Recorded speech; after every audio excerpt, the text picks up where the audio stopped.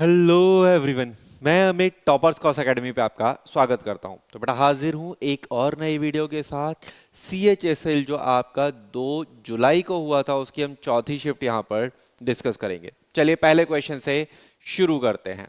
पहला क्वेश्चन आपसे बोल रहा है which of the following Indian classical dance has originated from Andhra Pradesh. बेटा देखो क्लासिकल डांस जो है ना, जो आपके शास्त्रीय नृत्य होते हैं उनसे संबंधित आपका एक शॉर्ट वीडियो भी अपलोड किया था। वहां पे आपको बताया था कि कितने प्रकार के क्लासिकल डांस होते हैं। सर पहले ये 8 हुआ करते थे, पहले ये 8 हुआ करते थे और अभी जो है वो 9 आपके क्लासिकल डांस होते हैं। अभी कितने क्लासिकल शास्त्रीय नृत्य होते हैं आपके? 9 होते हैं। नाइन्थ वाला कौन सा ऐड हुआ था? सर छऊ जो है वो आपका 9वां आपका क्लासिकल डांस था जो ऐड हुआ था, जो आपका वेस्ट बंगाल, झारखंड और उड़ीसा वाले क्षेत्रों से बिलोंग करता है। ठीक है, यहाँ पे आपसे पूछ रहा है कि कौन सा आंध्र प्रदेश से बिलोंग करता है। अब देखो मैं आपको बताता हूँ। ठीक है, यहाँ पे अगर मैं बात करूँ मोहिनीअट्टम, मोहिनीअट्टम आपका बिलोंग करता है केरला से। बात करूं कथकली, कथकली बिलोंग करता है केरला से। बात करूं उड़ीसी तो बिलोंग कर रहा है उड़ीसा से। और अगर जो आपका कुचिपुड़ी है वो है आपका आंध्र प्रदेश से। तो इसमें आपसे कौन सा पूछा है? आंध्र प्रदेश वाला पूछा है। तो मतलब इसका जो सही आंसर होगा वो क्या होगा? ऑप्शन बी कुचिपुड़ी इसका सही आंसर होगा। ठीक है, अगला क्वेश्चन बेटा यहाँ पे देखते हैं। अगले क्वेश्चन में आपसे क्या बोल रहा है, देखो एक बार दोबारा देखते हैं अगला question. Which of the following statement is correct with respect to the badminton game. Badminton game जो होता है ना, बैडमिंटन के जो खेल होता है उससे संबंधित आपका कौन सा जो कथन है वो यहाँ पे सही है या नहीं है, वो ये आपसे पूछ रहा है। अब देखो यहाँ पे देखना, बैडमिंटन का जो गेम होता है ना, उसमें से जो भी प्लेयर 2 मैच जीत जाता है वो विनर हो जाता है। चाहे वो पहला या दूसरा मैच ही जीत जाए तो वो विनर हो जाएगा, या फिर पहला और तीसरा अगर मैच वो जीत जाए तो भी वो विनर हो जाएगा। तो आपको 2 मैच जीतने होते हैं। तो 2 मैच का मतलब क्या है सर? बेस्ट ऑफ 3 होगा, क्योंकि कम से कम आपके 3 में से 2 जो जीतेगा, मतलब उसमें ज़्यादा मैच जीते, वो आपका विनर माना जाएगा। और एक मैच की लेंथ कितनी होती है सर? 21 पॉइंट एक मैच की लेंथ होती है। लेकिन हाँ, अगर किसी के 21 हो गए और दूसरे के 20 पॉइंट हो गए, है ना, दोनों के 20-20 बराबर हो गए, तो मैच क्या है आपका? चला जाता है 22 पे, फिर 23 पे, इस तरीके से बढ़ता रहता है एक एक पॉइंट, अगर बराबर पे टाई चलता रहता है तो। ठीक है, चलो अब यहाँ पे क्या बात हुई? यहाँ पे मैच की लेंथ 21 पॉइंट और कितने में से? आपका बेस्ट ऑफ 3 में से, है ना। तो ऑप्शन यहाँ पे क्या दे रखा है? अब match consist of best of 3। अब match consist of best of 3 games of 21 point, है ना। 3 में से जो 2 जीतेगा, जो आपके 21 पॉइंट का एक गेम होगा, वो इसका सही आंसर होगा। मतलब ऑप्शन बी जो है वो इसका सही आंसर होगा। देखो बैडमिंटन का पिछले साल सीजीएल में, 2023 के सीजीएल में आपने बैडमिंटन के कोर्ट की लेंथ पूछी थी। यहाँ पे बैडमिंटन के कुछ टर्म्स पूछे और यहाँ पे बैडमिंटन का रूल पूछा था कि आपके रूल में कितने आपके पॉइंट्स के बाद थर्ड गेम में आपका जो कोर्ट है वो चेंज होता है। और यहाँ पे आपसे क्या पूछ लिया कि जो बेस्ट ऑफ 2 होता है बेस्ट ऑफ 3 होता है, तो यहाँ पे क्या होता है? बेस्ट ऑफ 3 होता है। तो ऑप्शन बी सही आंसर होगा। अगला क्वेश्चन देखते हैं। Who among the first female Indian wrestler to win the gold medal at Commonwealth Game? Commonwealth games में पहली रेसलर जो हैं जिन्होंने आपके गोल्ड मेडल जीता था। बेटा अगर आप इसे गूगल करोगे ना, गूगल में जो आंसर मिलेगा वो आपको विनेश फोगाट मिलेगा, है ना, विनेश फोगाट मिलेगा, जिन्होंने 2014 के 2014 के कॉमनवेल्थ में गोल्ड मेडल जीता था। ठीक है, उसके बाद उन्होंने और भी मेडल्स जीते हैं। लेकिन यहाँ पे जो सही आंसर है वो है आपका गीता फोगाट। यहाँ पे जो सही आंसर है वो क्या है आपका? गीता फोगाट, पहले पर्सन जिन्हें गोल्ड मेडल मिला, किस में मिला आपका? कॉमनवेल्थ गेम्स में। एशियन गेम्स में जो मिला था आपका, जिसे एशियन गेम्स और आपका कॉमनवेल्थ दोनों में ही गोल्ड मेडल मिला था, वो है विनेश फोगाट। और ओलंपिक्स में पहली फीमेल रेसलर जिन्हें आपका कोई मेडल मिला था वो कौन है? वो है आपकी साक्षी मलिक।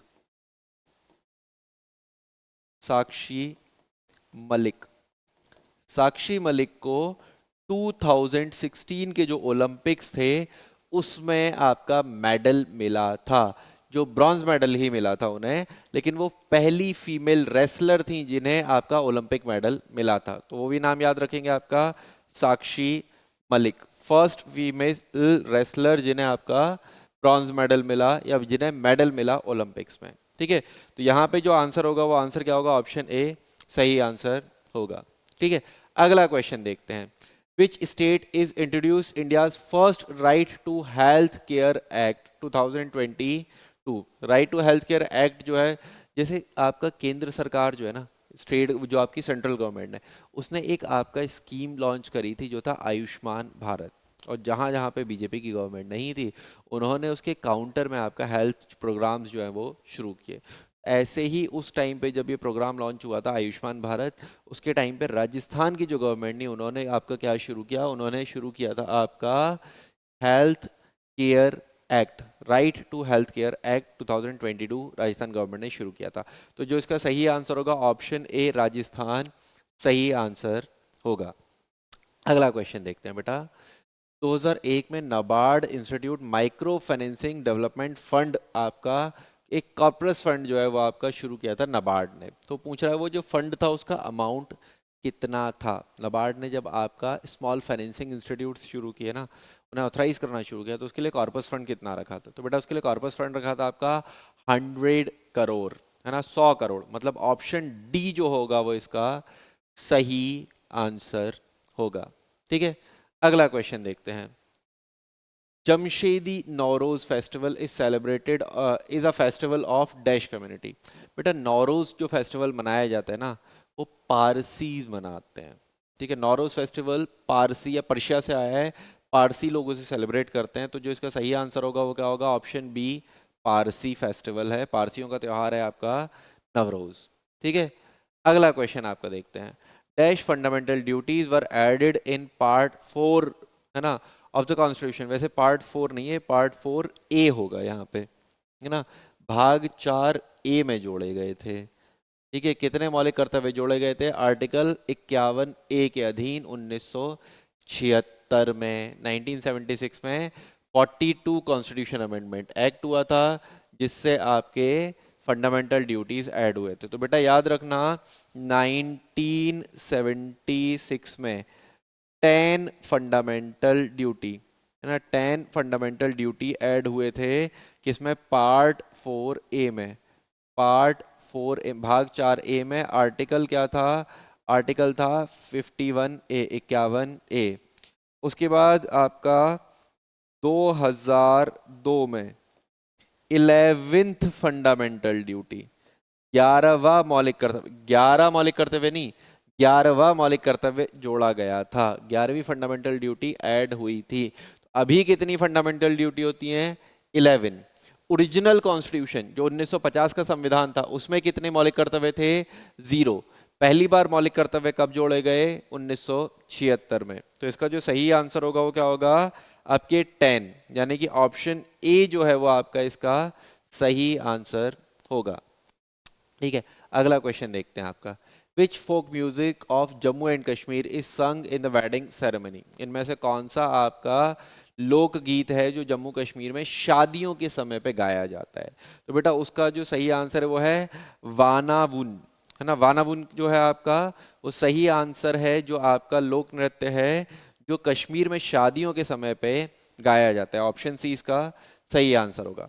अब यहाँ पे कुछ और भी देख लेते हैं हम। अगर आपसे पूछा जाए पानीहारी लोक नृत्य जो है वो कहाँ गाया जाता है, तो आंसर होगा राजस्थान।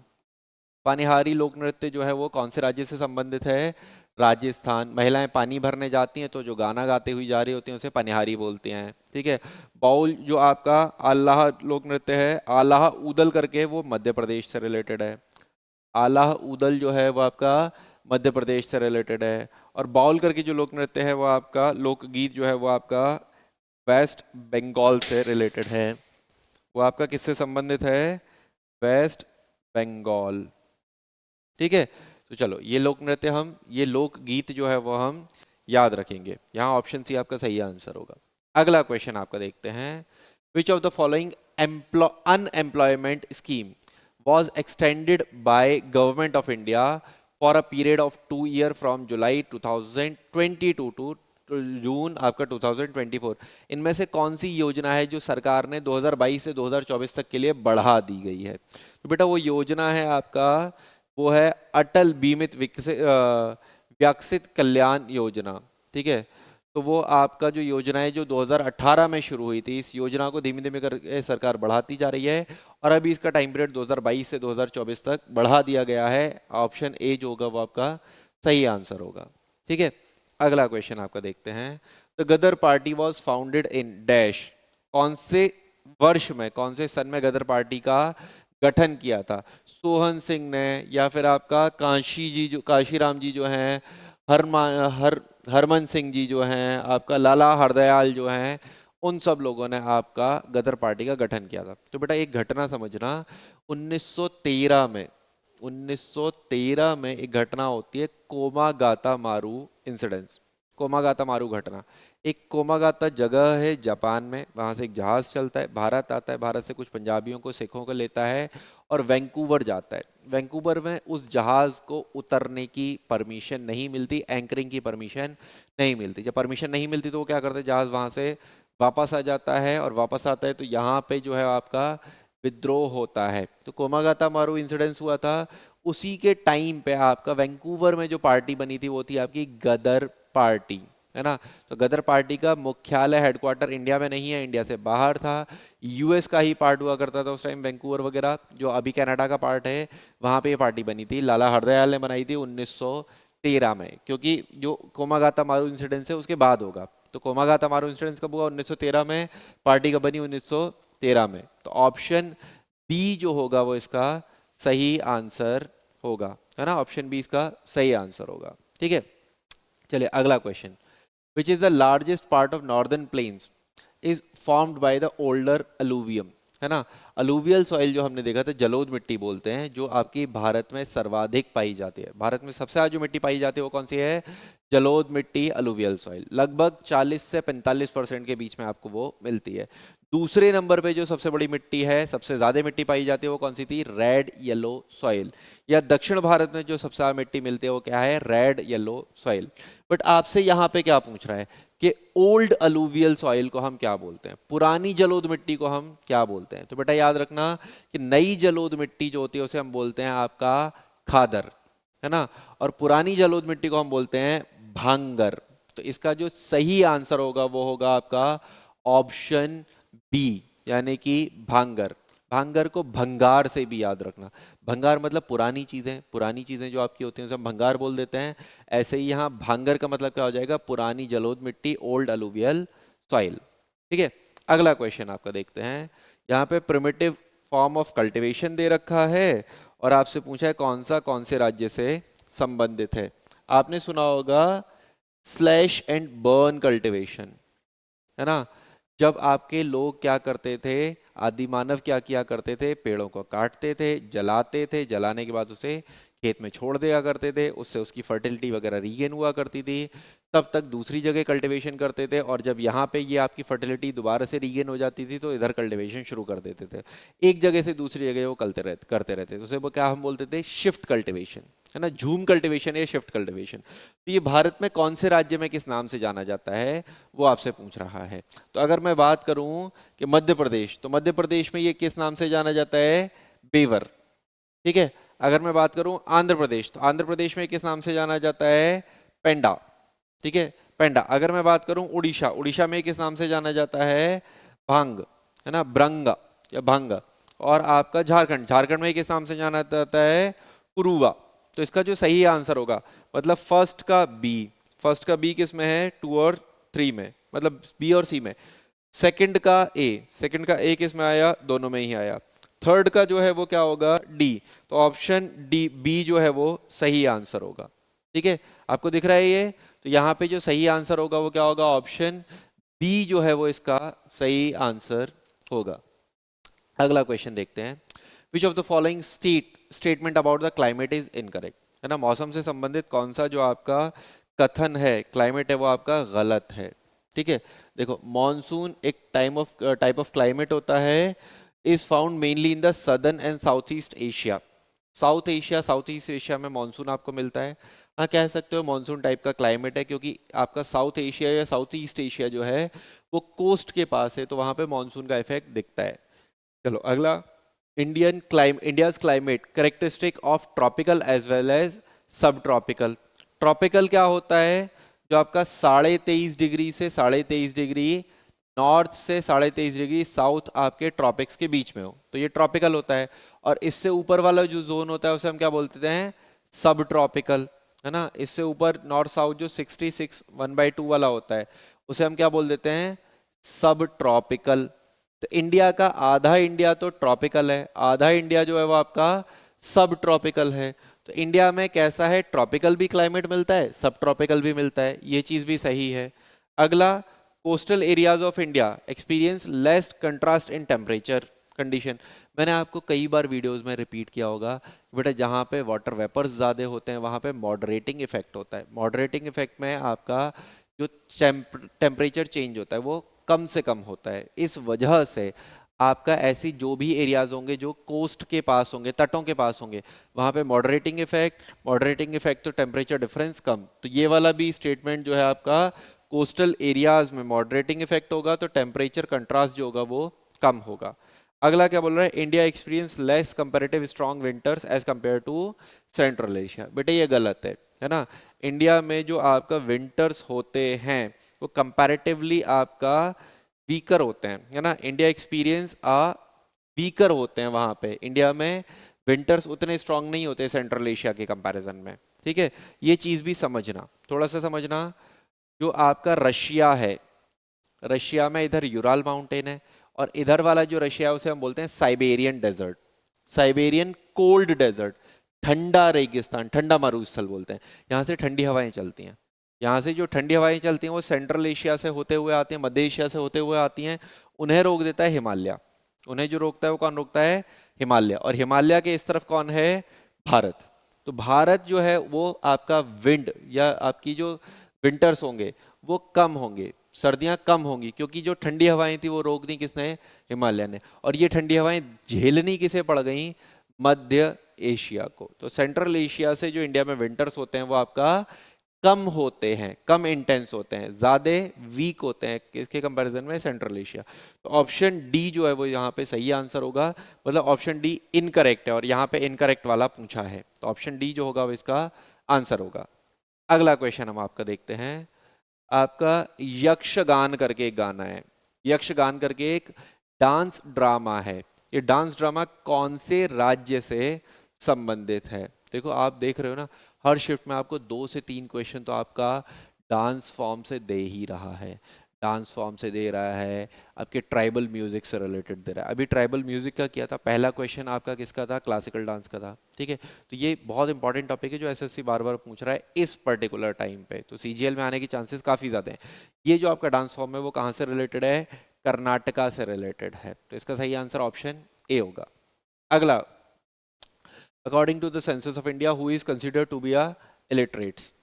भारत में जनगणना के अनुसार पढ़ा लिखा किसे माना जाता है? किसे हम क्या बोलते हैं कि वो लिटरेट है, पढ़ा लिखा है, साक्षर है?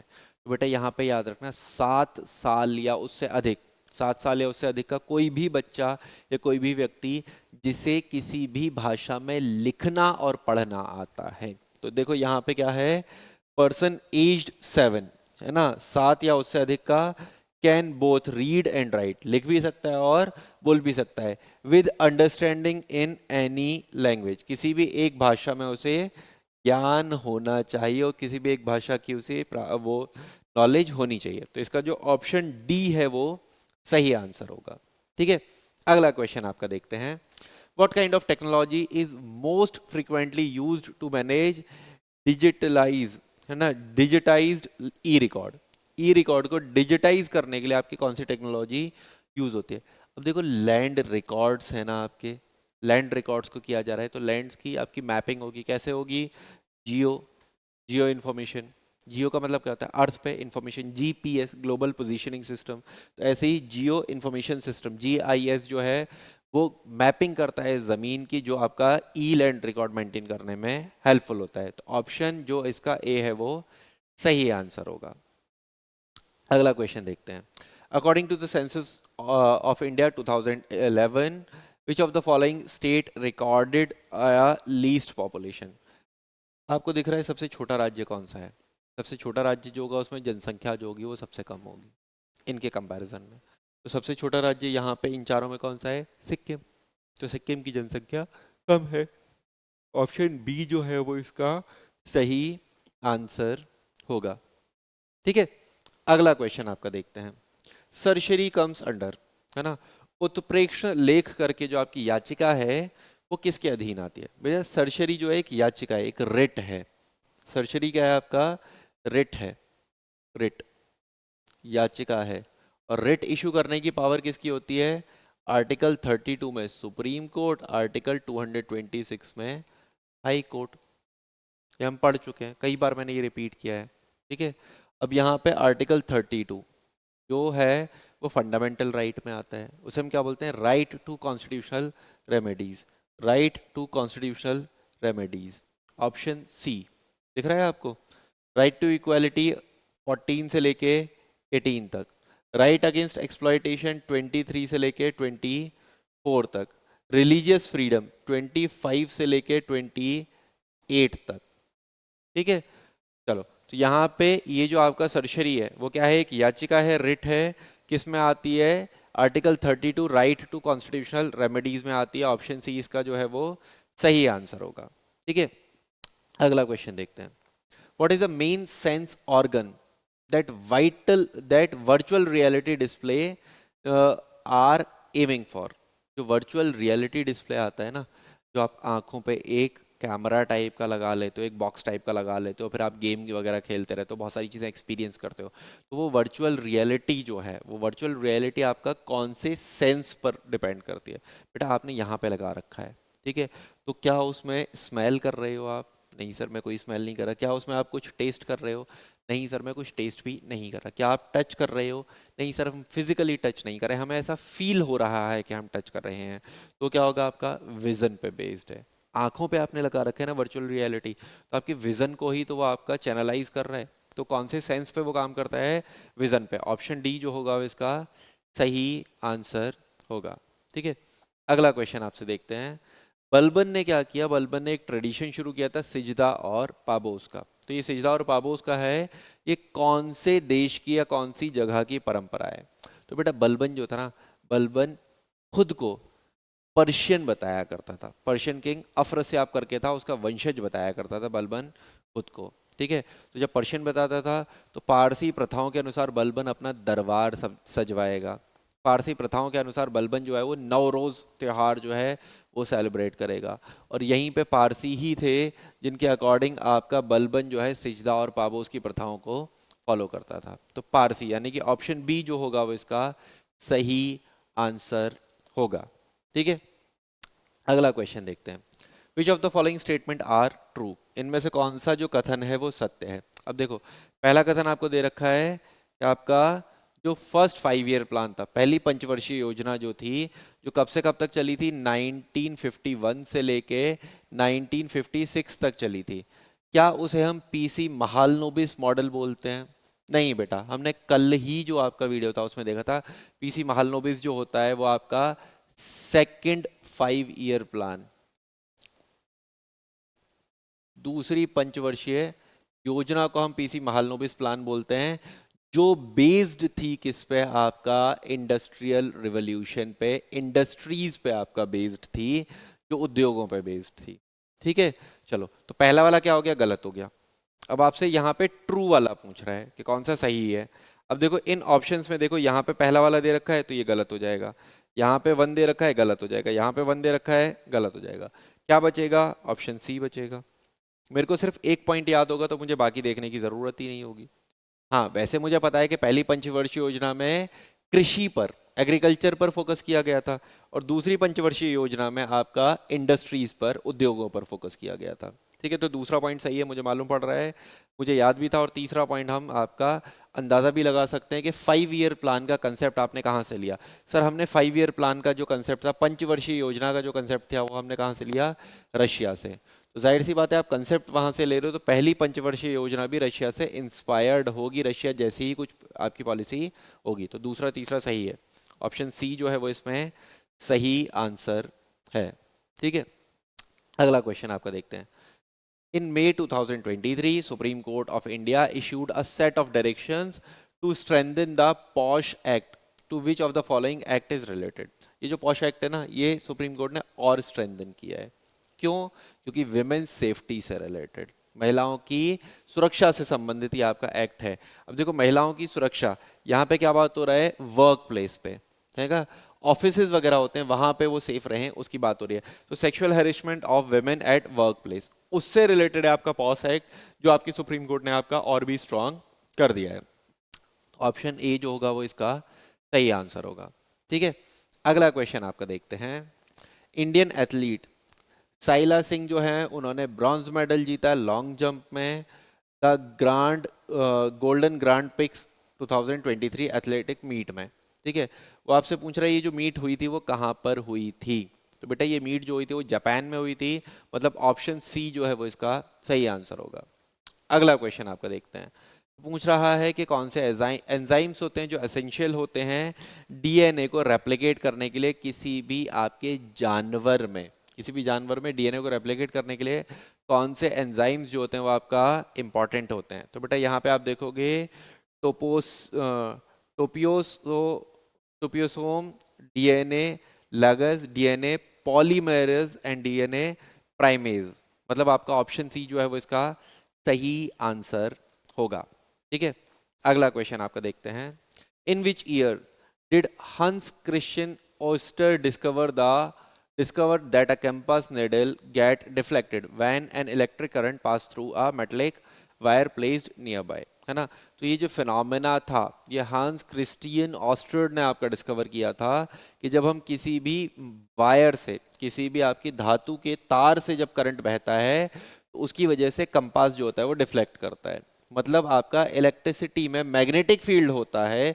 ये पहली बार आपका जो है वो कंसेप्ट किसने ऑब्जर्व किया था या कौन से वर्ष में ऑब्जर्व किया था? तो बेटा इसका आंसर होगा 1820, ऑप्शन बी इसका सही आंसर होगा। ठीक है, चलो इस शिफ्ट में बेटा इतने ही क्वेश्चन से मिलते हैं एक और नए वीडियो में और आपके क्वेश्चंस के साथ। और ये क्वेश्चंस, ये सीरीज अगर आपको पसंद आ रही है तो बेटा इस सीरीज को लाइक जरूर करना और चैनल को सब्सक्राइब किए बिना मत जाना। मिलते हैं आपसे नेक्स्ट वीडियो में।